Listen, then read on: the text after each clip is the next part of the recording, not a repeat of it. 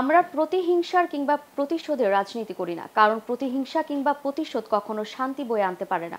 মঙ্গলবার দুপুরে কুলাউড়া পৌরসভা মিলনায়তনে হিন্দু ধর্মাবলম্বীদের নিয়ে মতবিনিময় সভায় প্রধান অতিথির বক্তব্যে কথা বলেন বাংলাদেশ জামায়াতে ইসলামীর আমির ডাক্তার শফিকুর রহমান।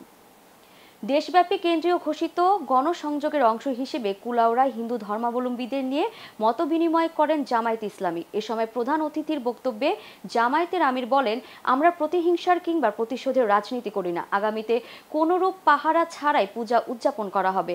আমরা দায়িত্ব পেলে বহু জাতের ফুল দিয়ে বাগান গড়ব।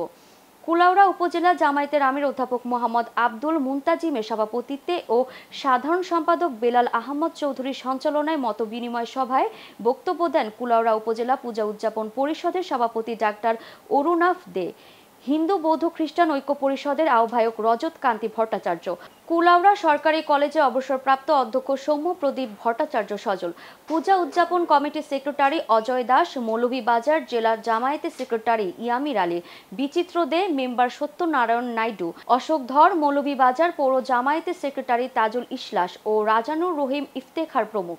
যদি দেশের নিরাপত্তা নিশ্চিত থাকে তাহলে সকল ধর্মের মানুষ তার মনের প্রশান্তি নিয়ে তার ধর্মীয় আচার আচরণ সে করবে, পালন করবে। যতদিন বিভিন্ন ধর্মের মানুষের প্রয়োজন হবে আমরা তাদের পাশে আছি। আমরা চাই, মনে করি বাংলাদেশটা একটা ফুলের বাগান। আমাদের সাবেক প্রিন্সিপাল সাহেব বলেছেন যে, উনি বললেন নাকি কবি সাহেব বলে গেলেন যে আল্লাহ তাআলার ইচ্ছা ছাড়া, মেহেরবানি ছাড়া কেউ কোনো জায়গায় পয়দা হয় না। কথাটা শতভাগ সত্য এবং সকল ধর্মে স্বীকৃত। আল্লাহ আমাদেরকে এখানে পাঠিয়েছেন। আমি কে আরেকজনের অধিকারের উপরে হাত দেওয়ার?